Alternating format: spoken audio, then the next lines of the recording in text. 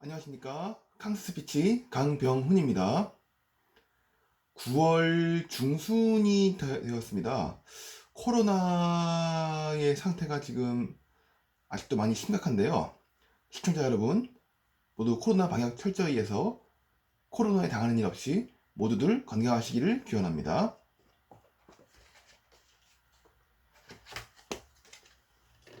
인천 2호선 석바위 시장역 2번 출구 동강 숯불 민물장어를 많이 애용해 주세요. 오늘도 안규 작가님의 저서 어서와 영업은 처음이지의 일부를 낭독해 드리겠습니다. 오늘 읽어드릴 내용은 이 작가님의 5년 전쯤에 힘들었던 때와 지금의 성공한 뒤에 똑같은 일인데도 받아들이는 마음이 달라진다는 그런 내용을 다루고 있습니다. 꽤나 감수성이 넘치고 센티멘탈한 글이라고 할 수 있으니까요.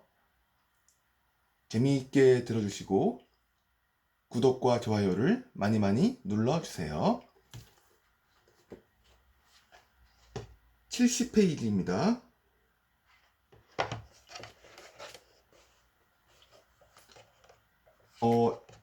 이 책에는 글이니까 반말로 되어 있지만 제가 시청자 여러분께 읽어드릴 때는 높임말로 바꾸어 읽어드리도록 하겠습니다. 70페이지입니다. 성공한 사람의 시각은 일반인과 완전히 다르다. 매서웠던 겨울이 지나가고 봄 기운이 막 피어오를 때였습니다. 강남에 있는 한 카페에서 인터뷰를 했습니다. 인터뷰를 마치고 나니 저녁 6시 30분이 조금 넘었습니다. 퇴근 시간이었습니다. 상대방을 먼저 보내고 자리에서 일어나 현관문으로 나가니 비가 막 쏟아졌습니다. 이런, 비가 올 줄 모르고 우산을 챙기지 않았더라고요. 사무실과 멀지 않은 거리여서 올 때 택시를 타고 오는 바람에 차도 없었습니다. 비가 너무 많이 내려서 도저히 우산 없이는 뭔가를 할 수가 없었습니다. 일단 다시 카페로 들어갔습니다. 어떻게 해야 할지 고민되었습니다. 그때 그곳에서 회사까지는 지하철로 4정거장 떨어진 가까운 거리였습니다. 그런데 카페에서 지하철역까지 거리를 보니까 496m였습니다. 이 비를 다 맞으며 뛰어가기엔 너무 멀었고 가는 경로에 우산을 살 수 있는 편의점도 없었습니다. 장거리를 많이 뛰는 특성상 회사에는 업무용 차가 따로 있었습니다. 직원에게 전화를 걸어서 차를 가지고 오라고 했더니 알았다고 했습니다. 내비게이션을 찍어보니 지금 퇴근 시간이어서 30분 더 걸린다고 말했습니다. 그럼 그 직원이 나를 태우고 왕복하면 길에다 버리는 시간이 1시간이나 되는 거죠. 나 아내 때문에 그런 고생을 할 필요는 없다고 생각했습니다. 일단 다시 전화를 하겠다고 말하고 끊었습니다. 택시를 부르자니 길이 막혀서 2만원 넘을 것 같았습니다. 올 때는 1만원도 채 안 줬는데 2배씩 요금을 주기에는 아까웠습니다. 나는 생각했습니다. 오랜만에 한번 뛰자. 500m면 1분이면 갈 수 있잖아요. 1분만 참으면 2만원이다. 돈 2만원을 지급하기 위해서 그때 아끼는 슈트를 입었지만 지하철역까지 500m를 내달렸습니다. 가방을 머리에 쓰고 달리는데 계속 웃음이 나왔습니다. 재미있었습니다. 이야, 나처럼 알뜰한 사람이 또 있을까? 잘했어.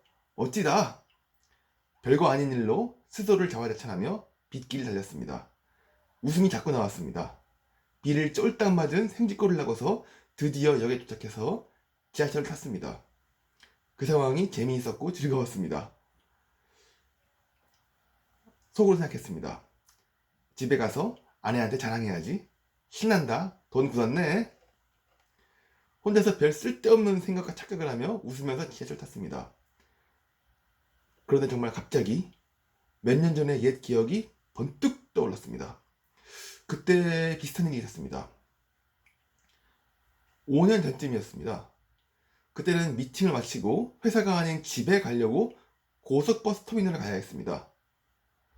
미팅을 끝내고 나왔을 때 비가 쏟아지고 있었습니다. 우산도 없었는데 가장 큰 문제는 돈이었습니다. 이미 당시에 신용불량자가 되어버린 탓에 신용카드도 없었습니다. 지갑에는 딱 집까지 갈 차비만 남아 있었습니다. 4,000원짜리 우산을 살 여윳돈이 없었으니 택시는 꿈꿀 수도 없었습니다. 어쩔 수 없이 역까지 전력질주였습니다. 빗길을 내달리며 속으로 욕을 퍼부어댔습니다. 정말 인생 뭐 같네. 18. 빗길 속에서 머리끝까지 화가 났고 가슴에서는 열불이 났습니다. 집에 가서 술이나 마셔야지. 집까지 오는 내내 그리고 집에 도착해서도 화가 가라앉지 않았습니다. 도착하자마자 술을 들이부었고 욕을 퍼부었고 세상을 원망하고 저주했습니다. 지금이나 그때나 그 몇 년 전이나 똑같은 상황이었습니다. 하지만 내가 느끼는 감정과 생각은 180도 달랐습니다. 그 이후에 결과도 달랐습니다. 그 몇 년 전에는 집에서 화를 사귀지 못해서 술을 마시고 세상을 저주했습니다. 이번에는 집에 도착해서 아내에게 그날 있었던 일을 자랑하면서 웃었습니다. 또 이렇게 행복한 기분으로 그 일을 글로 쓰고 있습니다. 작가님은 글로 썼고요. 저는 그 글을 시청자 여러분께 읽어드리고 있죠. 다시 책 내용으로 돌아가겠습니다. 이 두 상황의 차이는 무엇일까? 단지 지갑에 돈이 있느냐 없느냐의 차이일 뿐, 나 자신은 그대로였다. 그날 지하철에 도착해서 지갑부터 열어보았습니다. 몇 년 전에는 차비만 있었는데 이번에는 100만원짜리 수표 2장과 5만원짜리 지폐 10장 그리고 단돈까지 총 253만 2천원이 있었습니다. 나는 그때도 영업하는 사람이었고 지금도 영업하는 사람입니다. 똑같이 빗길 달렸습니다. 그런데 전에는 세상을 원망했고 화가 치밀어 올랐지만 지금은 웃으면서 행복하게 받아들였습니다. 과연 세상이 몇 년 전에 빗길 달리는 나를 보면서 아, 저 남자는 돈이 없어서 저렇게 가네. 불쌍하다. 저렇게 살지 말아야지. 라고 했을까요? 또 지금 빗길을 달리는 나를 보고서 아, 저 사람은 연봉이 높으면서도 돈 아끼려고 빌리면서 뛰어가네. 대단하다. 알뜰하다. 라고 할까요? 절대로 아닙니다. 세상 사람들은 언제나 똑같습니다. 나 스스로 상황을 바라보는 시각과 생각이 달라졌고 그 차이가 전혀 다른 결과를 만들었습니다. 회사를 향하는 지하철에서 이런 생각이 들었습니다. 몇 년 전에 내가 지금 같은 긍정적인 생각을 가지고 살았다면 어쩌면 내 인생이 좀 더 일찍 더 빨리 풀지 않았을까? 라고요. 국민 MC 유재석 씨가 한 프로그램에서 이런 말을 했습니다. 무명 시절을 겪으면서 일이 너무 풀리지 않아서 매일 화가 나 있었다. 그렇게 몇 년의 무명 시절을 겪고 나니 화도 안 나더라. 항상 웃기 시작했다. 그냥 웃었다. 매일 아무 일도 아닌 것을 가지고 웃었다. 그랬더니 일이 하나씩 풀리기 시작했다. 그래서 더 많이 웃었다. 그러다 보니 이 자리에 와 있다. 일이 잘 풀려서 웃었는지 웃기 시작해서 잘 풀렸는지 정확히 알 수는 없지만 나는 후자라고 생각한다. 라고. 지금부터 나는 안기호 작가님을 말합니다. 나는 비를 맞으며 뛰어가는 똑같은 상황을 겪으면서 확신했습니다. 세상은 생각하기 나름이고 스스로를 바라보는 시각의 차이가 180도 다른 결과를 만들어낸다는 사실을 말입니다. 시청자 여러분, 지금까지 안기호 작가님의 저서 어서와 영업은 처음이지의 일부를 들으셨습니다. 방금 전에 제가 읽어드린 내용의 마지막에서 말했지만은 국민 MC 유재석 씨가 뭐 일이 잘 풀려서 웃었는지 웃기 시작해서 일이 잘 풀렸는지 정확히 모르겠지만 유재석 씨는 후자라고 생각한다고 했습니다. 시청자 여러분께서도